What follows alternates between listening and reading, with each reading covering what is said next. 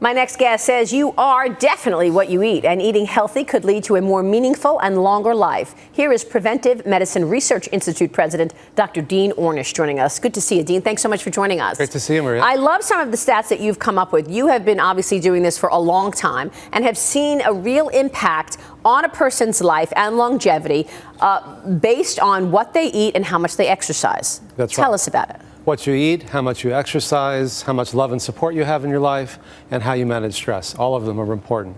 And you know, we tend to think of advances in medicine as being something really high-tech and expensive, but we're finding that these simple lifestyle changes can make a huge difference in not only how long we live, but also how well we live. And it's interesting to note when you look at the $3 trillion in annual U.S. healthcare costs, more than 86% of those are pretty much from chronic diseases, those diseases that you can prevent and often even reverse.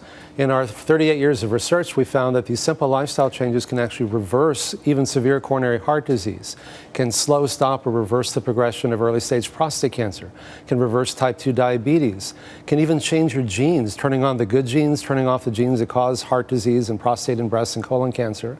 And most recently, we found that we could even begin to reverse aging at a cellular level by lengthening telomeres, the ends of our chromosomes, to control how long we live. That's so extraordinary. And I know that about 15 or 18 years ago, we as a country mapped the genome, and we have all this data to actually prove all of this. So some of the statistics included a 93% reduced risk of diabetes, an 81% lower risk of heart attacks, 50% reduction in the risk of stroke, and a 36% overall reduction in the risk of cancer. That's right. All of that can be declining just from behavioral changes? That's right. And if we're going to deal with the $3 trillion that we spend every year on healthcare, which is mostly sick care, and as you say, if 86% of that is for chronic diseases that we can largely prevent or even reverse by changing lifestyle, then we can make better care available to more people at lower cost, and the only side effects are good ones. And is this because we're learning so much more, and now we understand that heart disease is the biggest killer, and we understand that obesity causes heart disease? I mean, we've really learned a lot over the years. We have, and there's a convergence of forces that finally make this the right idea at the right time. On the one hand,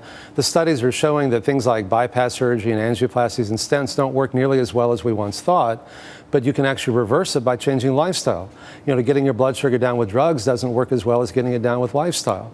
And so we're learning that, and at the same time that the limitations of high-tech approaches are becoming clear, the power of these very simple and low-tech lifestyle interventions is becoming clear.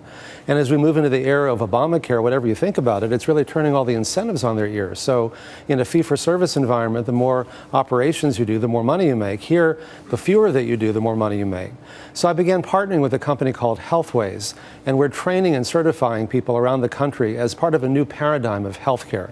And now that Medicare is covering my program, and most of the other insurance companies are as well, we can really create a whole new paradigm of healthcare that focuses on the underlying causes, which are really the lifestyle choices that people are making. You have a book out called The Spectrum. That's right. Let me ask you about all the choices that people have out there, because there's soda and, you know, fast food and junk food, and you say you really want to stick to a plant-based diet. To the degree you can move in that direction, there's a corresponding benefit at any age. You know, I used to think that the younger people who had less severe disease would do better, but the more you move towards a whole foods plant-based diet, and the more you exercise, and the more you meditate, and the more love and support you have, the better you feel and the better you are in all the ways we can measure. It's very interesting that next week you're going to be going to the World Economic Forum in China, and you'll be presenting there. What are you presenting at this event, to a country that is huge in terms of bad pollution in the air, and that's killing them? Well, not only the bad pollution, but, you know, the Chinese diet, heart disease used to be rare there in diabetes. Now they're starting to eat like us and live like us and all too often die like us. Heart disease and diabetes are now their #1 killers. So the World Economic Forum, I'm grateful to them. They've given me an hour each day of the conference to talk about our work to all the people that'll be there. Dr. Craig Venter, who was among those who mapped the genome, told me that in the next 10 years, we will be living into our second century. Agree? I think that's true. You know, I think that, again, we tend to think that I just have bad genes. What can I do about it?